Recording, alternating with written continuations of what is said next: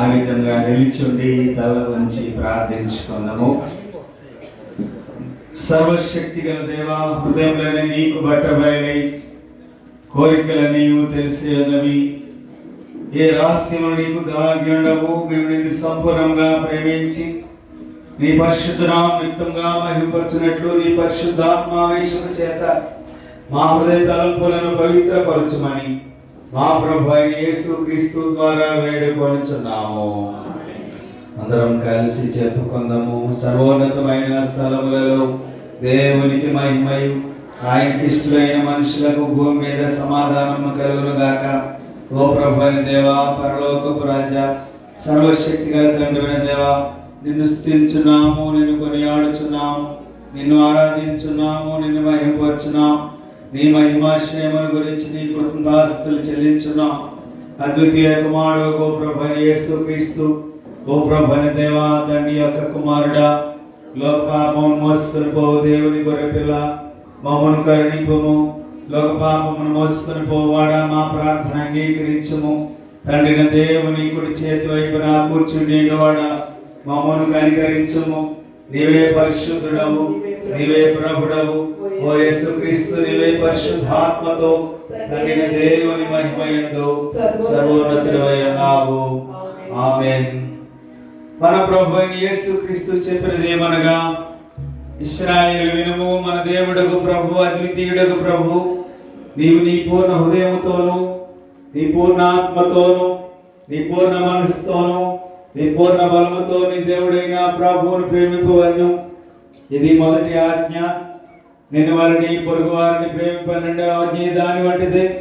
వీటికంటే ముఖ్యమైన ఆజ్ఞ మరేదీ లేదు. ఈ రెండు ఆజ్ఞలు ధర్మశాస్త్రం అంతటికి ప్రవక్తలకును ఆధారములై ఉన్నవి.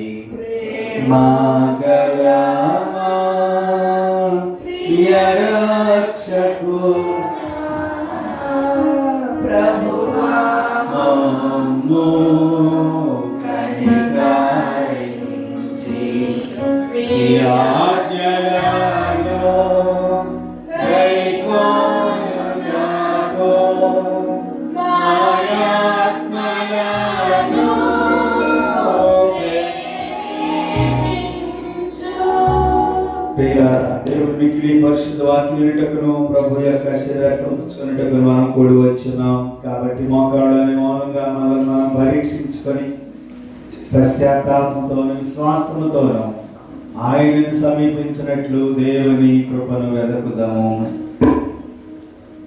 మన పాపం నిమిత్తం వాస్తవంగాను పట్టుదలతోనూ పశ్చాత్తాపడి మన పొరుగువారి యొక్క ప్రేమయు స్నేహమును కలిగి ఉండి ఇక్కడ దేవుని ఆజ్ఞను అనుసరించి ఆయన పరిశుద్ధ మార్గములో ఎందు నడుచుకోవచ్చు.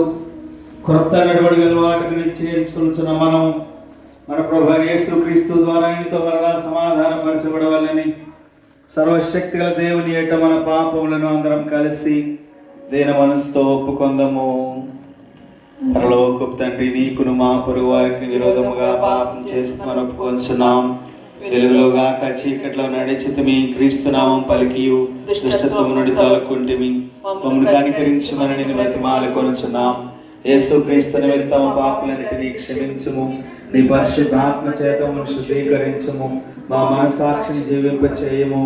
నీ పరిశుద్ధ నామమునకు మహిమ కలుగునట్లు మేము ఇతరులను హృదయపూర్వకంగా క్షమించి ఇప్పటి నుండి క్రొత్త నడవడికల వారమై నిన్ను సేవించుటకు శక్తిని అనుగ్రహించుము. ఆమేన్. యేసుక్రీస్తు ద్వారా తన ఎద్దకు నిజంగా మళ్ళీ వారందరికీ దేవుడు అనుగ్రహించు కృపావాక్యములను వినడి ప్రయాసపడి భారం మోసుకొనుచున్న సమస్త జనులారా, నా ఎద్దకు రండి, మీకు విశ్రాంతి కలుగజేతును. దేవుడు లోకం ఎంతో ప్రేమించను కాగా ఆయన తన అద్వితీయ కుమారుడుగా పుట్టిన వాని యందు విశ్వాసం ఉంచు ప్రతివాడును నశింపక నిత్య జీవం పొందినట్లు ఆయన అనుగ్రహించను. పాపులను రక్షించట క్రీస్తు యేసు లోకమునకు వచ్చిన వాక్యం నమ్మదనిది పునఃంగీకారణకు యోగ్యమైనది ఎవడైను పాపం చేసిన నీతిమంతుడని యేసుక్రీస్తును ఉత్తరవాది తండ్రి యుద్ధమనుకున్నాడు. ఆయనే మన పాపలకు శాంతికరమై అన్నాడు. మన పరలోకపు తండ్రి అయిన సర్వశక్తుల దేవుడు తమ సౌటి వారిని మనస్ఫూర్తి అయిన పశ్చాత్తాపంతో నిజమైన విశ్వాసంతోనూ తన వైపునకు తిరుగు వారందరికీ పాపములను క్షమించనని తన గొప్ప కనికరముల మాట ఇచ్చినాడు.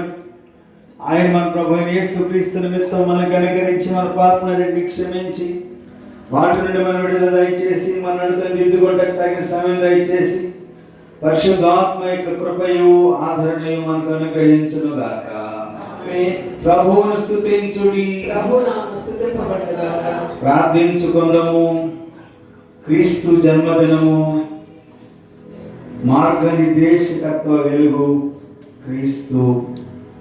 మా మధ్య యేసుక్రీస్తుగా జన్మించిన వెలుగును మరియు నిరీక్షణీయు నైన దేవా, ఆయన నిర్దేశకత్వ వెలుగులో నడుచుకున్నట్లు, ఆయన ప్రేమను పంచుకున్నట్లు మరియు